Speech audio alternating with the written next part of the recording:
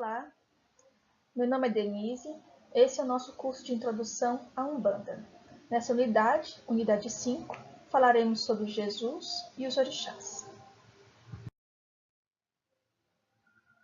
O curso completo está disponível no blog estudosdearuanda.wixsite.com/meu site e lá vocês encontrarão todo o material para download, as transparências, os slides, poderão ter o link para assistir o vídeo e o material em Word.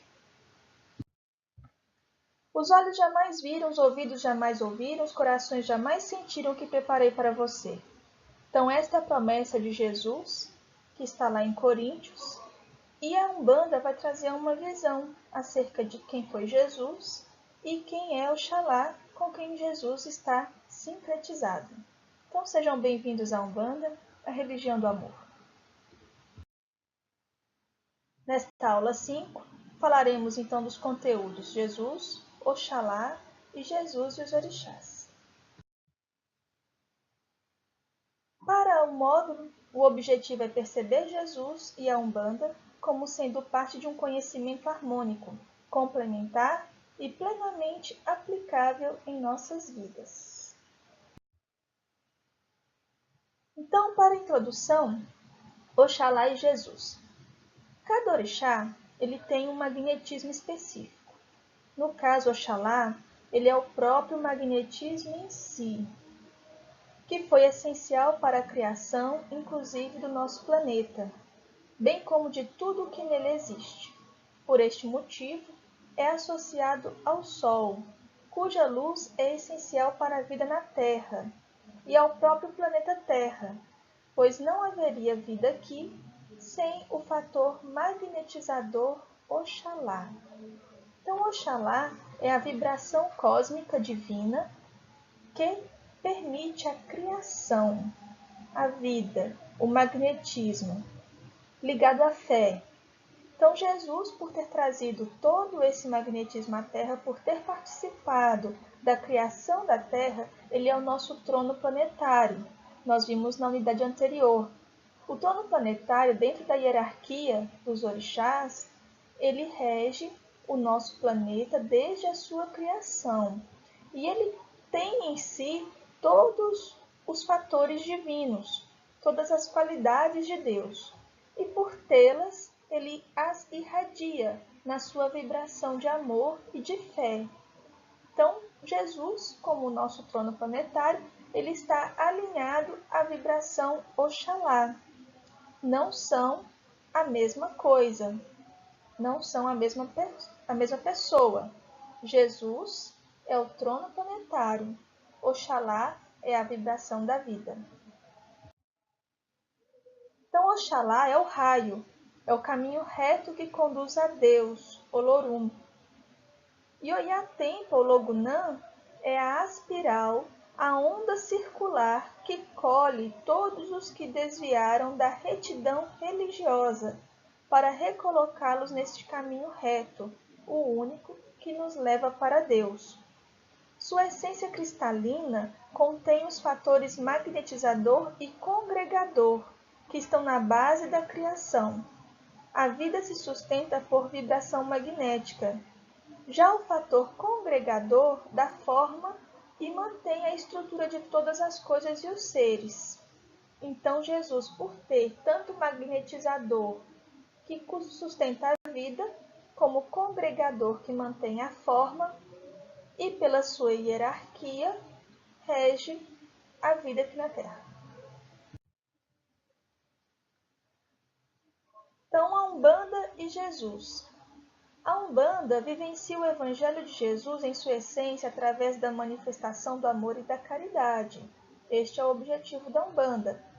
Esta caridade é prestada pela orientação dos guias e protetores que recebem a irradiação dos orixás. Então, o amor e a caridade se manifestam no nosso congá, nos nossos terreiros, e a personificação dessa irradiação vem por meio dos nossos guias e protetores. As entidades que trabalham no congá, elas trazem as vibrações de humildade, de serenidade, propõem a caridade gratuita, são espíritos bondosos que acolhem todos que buscam amparo e auxílio espiritual, conforto para suas dores, que podem ser das mais variadas ordens, porque no Congá da Umbanda, todas as dores são dores humanas. Todos lá encontram acolhimento, não há julgamento, porque as entidades que orientam e que coordenam os trabalhos, elas trazem em si a humildade, o amor, a compreensão, não deixam de forma alguma de corrigir o erro, de orientar, de sustentar a mudança naquele filho de fé. Porém, tudo é feito com muita calma, com muito amor, com muita retidão, e todos saem do Congá, do atendimento, sentindo-se preparados para uma vida melhor. Então, a Umbanda e Jesus. A Umbanda convida o homem a se transformar, compreender a sua situação, as energias que possui, o seu próprio ritmo interno, para que haja o respeito pelo que se é. Ensina os filhos a ouvir a intuição, a ouvir a si próprio, a saber utilizar os recursos necessários à mudança do estado de consciência, a partir daquilo que o filho deseja. Eles revertem o apego em desapego, a doença em saúde, a tristeza em alegria, o desamor em amor e as faltas em fartura. A ingratidão e o ressentimento se tornam perdão. Esse conhecimento está no livro Umbanda Pé no Chão, pelo Espírito Ramatiz. Então, a missão da Umbanda é a divulgação dos ensinamentos cristãos. A Umbanda é uma religião cristã, segue os ensinos de Jesus, mas também cultua os orixás, que são as energias cósmicas, que se manifestam na vida nas suas 7 radiações, e acredita na comunicação entre os encarnados e os desencarnados, dentro de uma hierarquia, de forma tal que aqueles que sabem menos auxiliam aqueles que sabem mais. Então, a Umbanda, por meio desse dinamismo, desse mútuo auxílio, do acolhimento, ela vai evangelizando pelo Brasil afora. Na citação: não vos inquieteis pelo dia de amanhã, porque o amanhã cuidará de si mesmo, pois ele nos envia o seu amor incondicional, que não impõe condições porque não julga, não cobra, apenas se doa e espera pelo nosso despertar para as verdades espirituais, para o homem de bem que existe dentro de cada um de nós. É por isso que ao lado de um preto velho, de um caboclo, de um herê, nós recebemos esse amor que não nos cobra, que não nos julga, e saímos de lá cheios do Espírito de Deus, totalmente completos, nada nos falta, estamos em harmonia e sentindo apreço, alto amor, valorização, porque os orixás nos valorizam porque percebem a nossa trajetória evolutiva e não apenas o nosso estado atual, que pode trazer erros, dores, mágoas, tristezas, falhas, mas a falha é vista na Umbanda como um estado passageiro. Então, quem foi Jesus? Há 2 linhas de evolução. A linha de evolução original, que não possui matéria, não depende dos planetas, das constelações, não precisa de sóis, é de natureza neutra, porque a matéria é densa, então ela não depende de matéria, ela é neutra, e ocupa o puro espaço cósmico. Esse lugar do puro espaço cósmico, ele é habitado por espíritos puros. Então, apenas espíritos puros estão na linha de evolução original. A segunda linha de evolução depende da matéria, da massa, de energia dos planetas, das galáxias, dos sóis. Foi da primeira linha que nós, espíritos, hoje aqui na Terra, encarnados e desencarnados, descendemos. Nós viemos da criação pura de Deus, da primeira linha de evolução original. Mas descemos para a segunda linha, a linha que habita a matéria. Então, este texto está em Missões de Umbanda e Quimbanda, na palavra de um preto velho de Mata e Silva.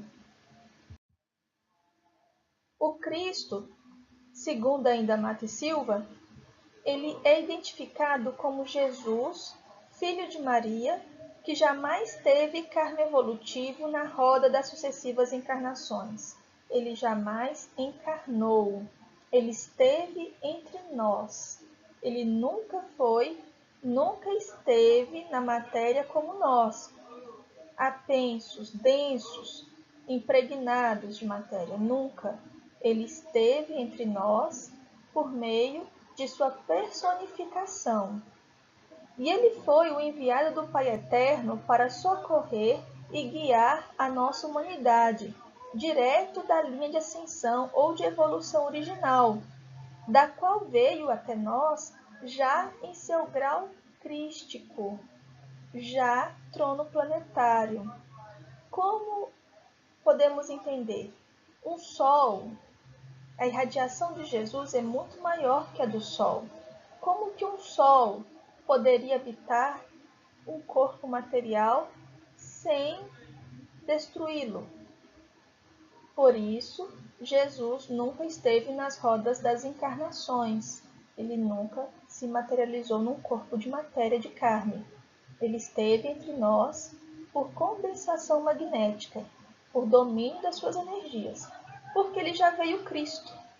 Ele já é o trono planetário, foi o trono planetário, ele não veio para crescer entre nós, ele já veio grande da primeira linha de evolução. No entanto, num certo instante luz da eternidade, os espíritos puros resolveram descer a essas regiões onde a natureza cria formas e revela qualidades. Fizeram assim usando do livre-arbítrio, que foi a percepção da própria consciência revelada por Deus, em virtude da sua infinita perfeição, que jamais cerceia a livre manifestação da vontade da ideia, que traduz afinidades virginais dos seres espirituais. Por que que os espíritos puros desceram à Terra, vieram até nós, comandados por Jesus, para se fazer entre nós, já que aqui estavam habitando seres que se materializaram também pelo seu livre-arbítrio? Os seres que vieram aqui para a Terra, que somos nós viemos pela falta de harmonia com Deus Pai Criador, com o cosmos. Por nos desarmonizarmos, perdemos a leveza do nosso perispírito e fomos então trazidos pela misericórdia divina a habitar a matéria, que seria mais condizente com a nossa percepção, com o nosso nível vibratório. E esses espíritos puros vieram aqui ter conosco, por seu livre-arbítrio, percebendo a nossa situação de fragilidade. Então, vem da sabedoria divina que essas legiões de espíritos que somos nós, encarnados e desencarnados de agora, tinham descido na poeira atômica e estávamos enfrentando as dificuldades deste contato que a matéria proporciona. E estávamos nos debatendo nas nossas próprias vibrações pesadas, entre a dor de sermos espíritos e estarmos em contato com a natureza mais rústica. Deus, o Deus Uno, a divina sabedoria, enviou na hierarquia crística ou planetária vários espíritos puros, a fim de reajustar a nós as legiões de espíritos que se debatiam às cegas num novo modus operandi ou campo experimental. Então Deus, percebendo que nós não estávamos conseguindo caminhar sem um modelo, sem um guia, sem o influxo magnético amoroso do nosso Cristo planetário, permitiu que ele viesse materialmente estar conosco. Dentre os muitos espíritos puros que fizeram essa jornada em seus tronos planetários, se encontravam Jesus Cristo, o nosso regente, neste quinto ciclo kármico. Então, existem planetas habitados por seres espirituais em tal estado de adiantamento, em tal grau de evolução, que para eles as nossas mais altas aquisições filosóficas, científicas, religiosas, sociais, estão superadas há milhões de anos. Então é preciso considerarmos que o nosso planeta Terra, a nossa humanidade, nós que aqui estamos, somos um dos mais atrasados em todos os aspectos, dentro desse limitado panorama cósmico espiritual. Tão atrasados que estamos agora, somente agora, tendo consciência de que trazemos em nós atributos que são divinos, que percebemos agora o valor do ser humano. Até então nós não percebíamos que nós tínhamos valor, que precisávamos nos amar, que precisávamos de nos amar e de amar o nosso semelhante, como Jesus nos ensinou. Todas as entidades da Seara trabalham na Seara da Vibração de Oxalá, sob o comando do nosso trono planetário, trabalham para implantar as suas leis, a sua doutrina no coração dos filhos de fé. Então, nas palavras de Preto Velho, Preto Velho concebe o Pai Eterno como a suprema e imaculada realidade. É o amor, consciência, a inteligência que se manifesta como totalidade, da qual participamos, pela percepção consciente de nós mesmos, nesses mesmos princípios de amor, consciência e inteligência, como condições intrínsecas de nossa razão de ser ou de existirmos como espíritos encarnados e desencarnados. A ligação de Deus em cada um de nós, portanto, encontra-se invariavelmente através desses princípios. Então, finalizando, as lições de Umbanda e Quimbanda na palavra de um Preto Velho de Mata e Silva, o Preto Velho explica que somos e existimos para desenvolvermos o amor, a consciência e a inteligência. Então, esses princípios nos regem, estão conosco e é o nosso objetivo, o desenvolvermos, o prepararmos para ascender em escala evolutiva, para sentir que as nossas potencialidades que hoje estão adormecidas. Então, na visão do Espiritismo, nós vamos trazer a percepção de Jesus segundo Kardec. Então, lá em Emmanuel, no livro Emmanuel, diz assim, que Jesus, cuja perfeição se perde na noite imperscrutável das eras, personificando a sabedoria e o amor, tem orientado todo o desenvolvimento da humanidade terrena, enviando seus iluminados mensageiros em todos os tempos. Ele vem lhe fornecendo a ideia da sua divina origem, o tesouro das concepções de Deus e da imortalidade do Espírito, revelando-lhe em cada época aquilo que a sua compreensão pode abranger. Então, Jesus manda de tempos em tempos os seus mensageiros, os seus missionários que encarnam entre nós para materializar em nós, aqui na Terra, a sabedoria e o amor divinos. Esses tesouros, essas concepções acerca de Deus e da imortalidade do Espírito, vêm de diferentes formas, apropriadas a cada época, de acordo com a nossa capacidade de compreensão e de absorção. Essa é a visão que Emmanuel nos informa. Ainda Emmanuel, mas no livro A Caminho da Luz, diz que rezam as tradições do mundo espiritual que na direção de todos os fenômenos do nosso sistema existe uma comunidade de espíritos puros, eleitos pelo Senhor Supremo do Universo, em cujas mãos se conservam as rédeas diretoras da vida de todas as coletividades planetárias.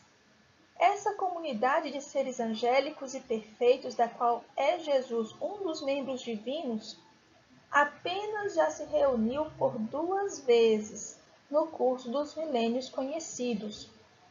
Na obra A Caminho da Luz nos informa que a primeira vez que Jesus reuniu junto a essa comunidade em torno da Terra foi no momento em que a Terra estava esfriando e precisava receber o magnetismo da vida.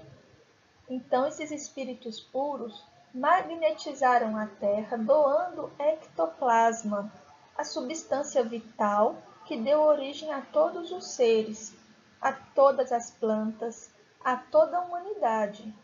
Quando Jesus diz que ele é a vida, é porque a vida do planeta, a vitalidade do planeta, veio também dele.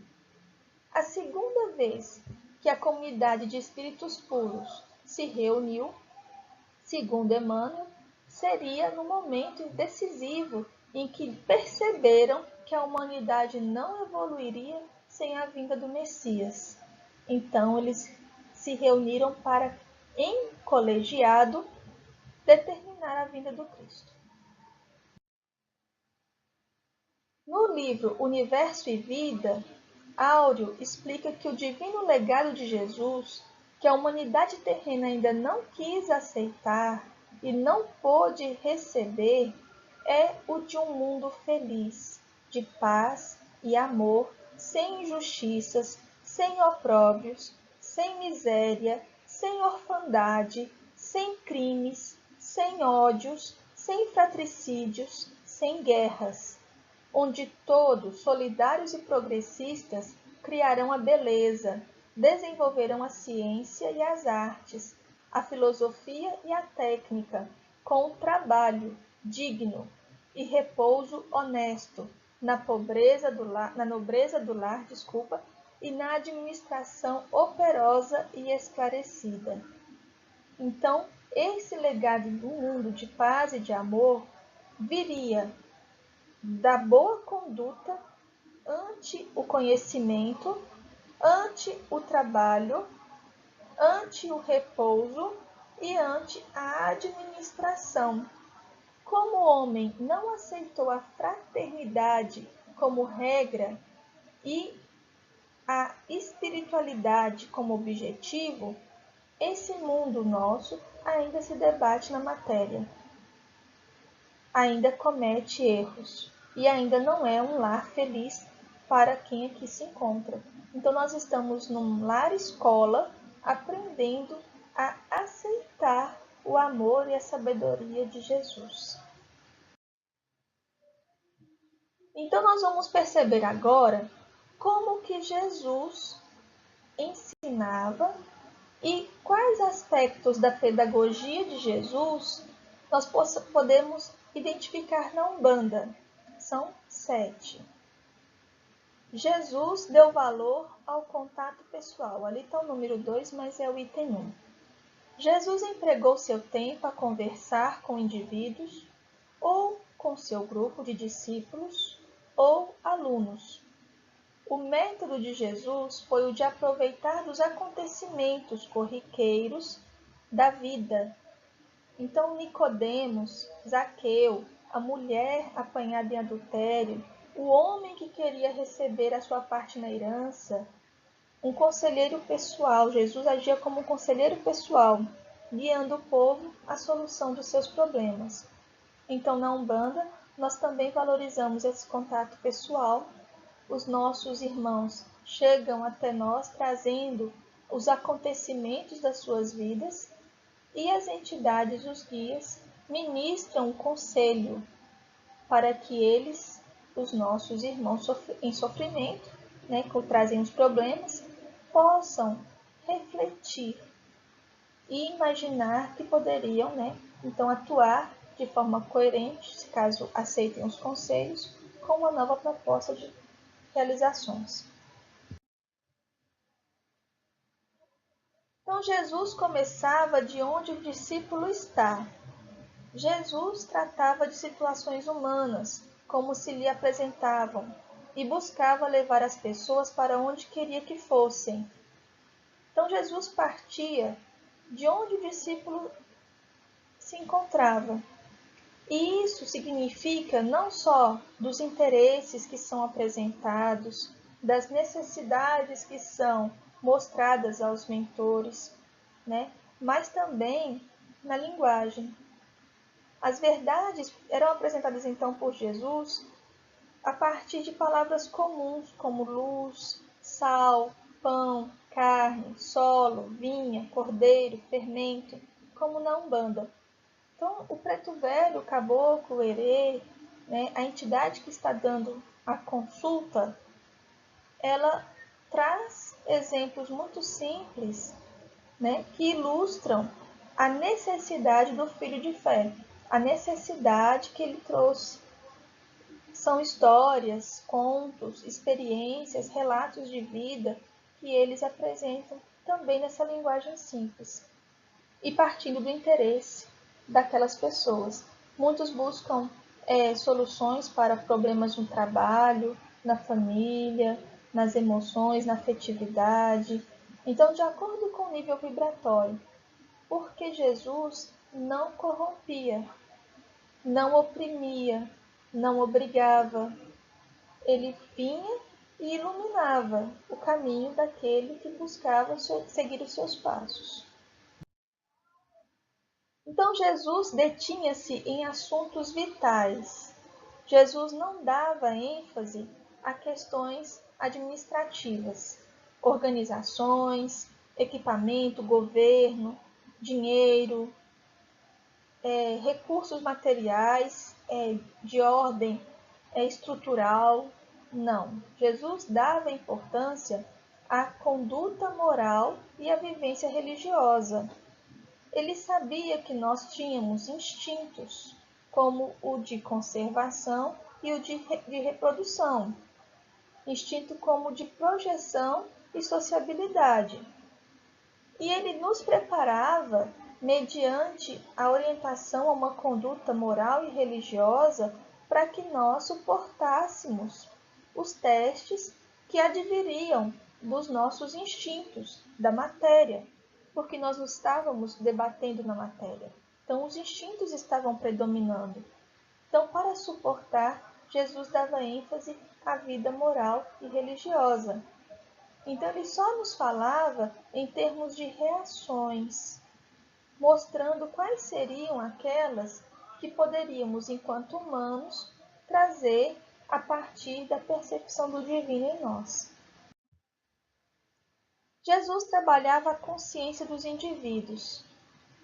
Nada de regras, de pode ou de não pode, assim como a Umbanda, que não define para o filho o que ele deve fazer.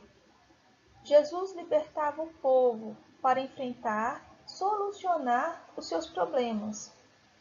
Ele conversava com um ser consciente à sua frente e sensível ao certo e ao errado, ao bem e ao mal. Então ele ensinou verdades e esclareceu consciências. O povo saía da presença do mestre sentindo que algo deveria ser feito por eles próprios. A consciência deve ser iluminada e despertada, e as respostas devem nascer do sentimento de obrigação moral adquirido a partir da reflexão. Era assim que Jesus dizia. Era assim que ele ensinava. Quando ele falou, atire a primeira pedra quem estiver sem pecado, ele estava apelando à consciência, ao não julgar, à percepção do eu no outro, e assim despertando a noção do bem e do mal, como a Umbanda também faz. Então Jesus olhara o que havia de bom no indivíduo, nada de julgamento, nada de reprovação, nada de desprezo. Não, pelo contrário. Jesus buscava o bom no íntimo dos sofredores e fazia ressurgir aos seus próprios olhos e aos olhos dos sofredores as qualidades positivas. Ele tratava os indivíduos que estavam chafurdados no pecado e também tratava aqueles que eram imaturos e inexperientes. Jesus salientava as futuras possibilidades, inspirando os seus filhos, seus irmãos a prosseguir, dizendo apenas que não pecassem. O Mestre estava implantando neles a confiança, a esperança que os arrastariam a se desdobrar em seus próprios esforços, porque receberam a confiança de Jesus. Então, na Umbanda, nós também recebemos esse bom ânimo. Os nossos guias, os nossos mentores, falam que nós somos seres muito amados, muito queridos, muito esperados, que temos muito valor, e salientando as nossas qualidades, nos estimulam a não pecar mais. Jesus, por fim, assegurava a liberdade de ação. Ele mostrava para nós o caminho e falava: segue, vá, faça. Era um evangelho de ação, ouvir, sentir, praticar. Jesus não nos dava soluções prontas, mas ele nos mostrava dirigindo ao povo que obtivessem, que procurassem a sua própria resposta. Assim o homem deve usar e desenvolver os seus poderes, porque se não utilizar, assim como na parábola dos talentos, ele acabaria por perdê-los. Os discípulos, então, batizaram em nome de Jesus, distribuíram os pães, os peixes, multiplicando o alimento em nome de Jesus. Eles tiraram a pedra posta à entrada do túmulo de Lázaro. Jesus ensinou ao cego que deveria ele próprio lavar os seus olhos para então poder enxergar. E disse ao moço rico que vendesse ele mesmo os bens e seguisse. Os comandos de Jesus: levantar, vir, seguir, ir, lavar, fazer, vigiar, ensinar, fazer discípulos. Então a Umbanda, ela também é uma religião de ação, o que nos ensina a sair de nós mesmos e colocar a mão no trabalho com os pés descalços e as mãos ocupadas. Então aqui nós vamos ver agora os ensinos dos orixás que podemos identificar no Evangelho de Jesus. Oxalá é a vibração do Cristo cósmico na Terra, a doação do amor incondicional, fraterno, perene, conhecedor da alma humana, que irradia o equilíbrio, amor e compaixão. Não julga, apenas ama, apenas cura. Então encontramos que amar a Deus sobre todas as coisas e ao próximo como a si mesmo. Eu sou o caminho, a verdade e a vida, ninguém vai ao Pai senão por mim. E a minha paz vos dou, mas não como o mundo a dá. Esses ensinamentos estão na vibração de Oxalá. Na vibração de Xangô, Xangô é o amor, o respeito à vida, a obediência às leis, o encadeamento da ação e reação, de causa e efeito, no sentido de ascensão espiritual, de evolução, de equilíbrio kármico. Então encontramos: não julgueis para não serdes julgados, conhece a verdade, ela vos libertará, porque nós não precisaremos mais habitar a roda das encarnações.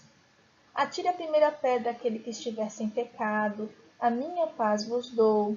Perdoai 70 vezes 7, vá e não peques mais. A semeadura é livre, mas a colheita é obrigatória.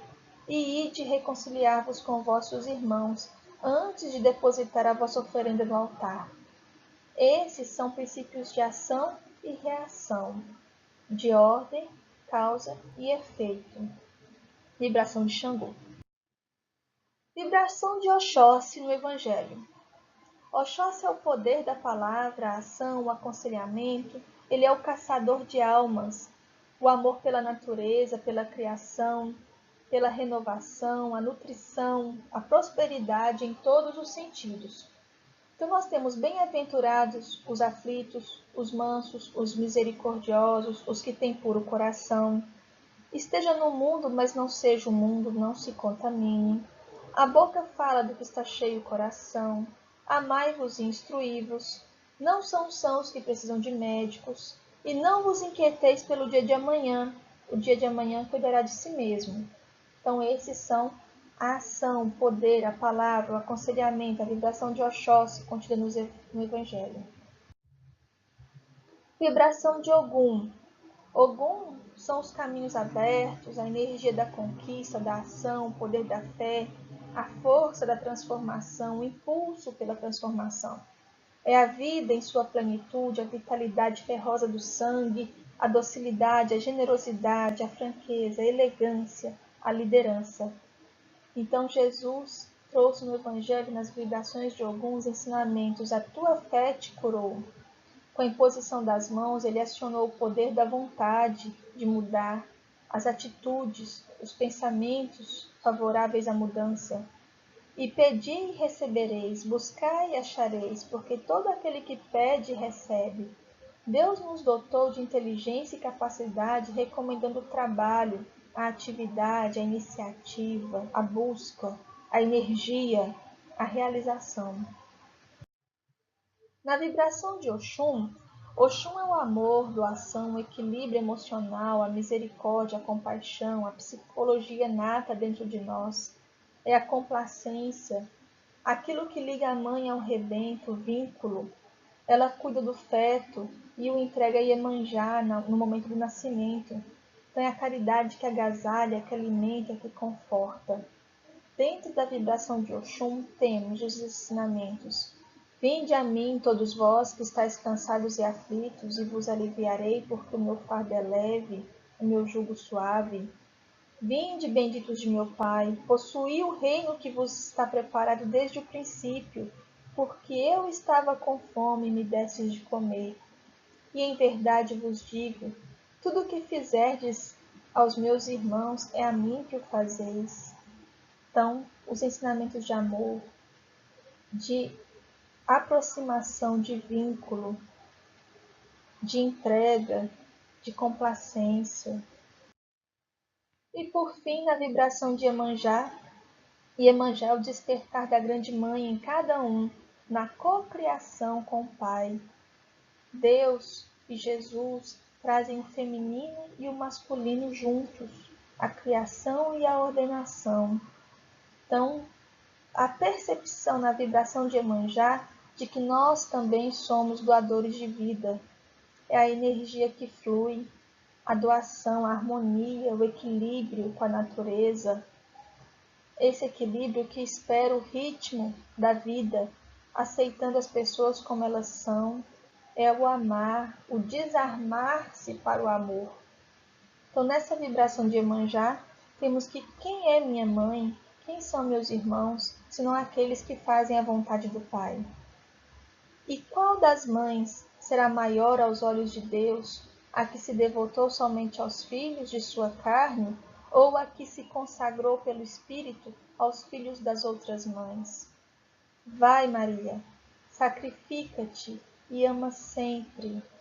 Longo é o caminho, difícil a jornada, estreita a passagem, remove os obstáculos. Nada temas, ama somente. Então esse amor da mãe que recolhe sobre seu cuidado, sobre a sua proteção, todos os demais filhos, todos os demais irmãos.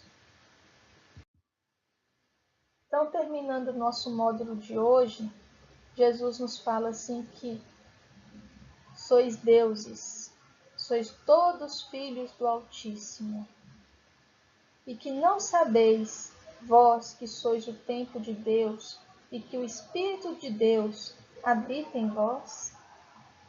Então, a Umbanda traz essa sinergia, esse encontro com o divino, esse sentir pulsar a partir das vibrações da natureza, somos deuses, cocriamos, somos filhos dos orixás, somos cristãos. Um abraço. Até breve.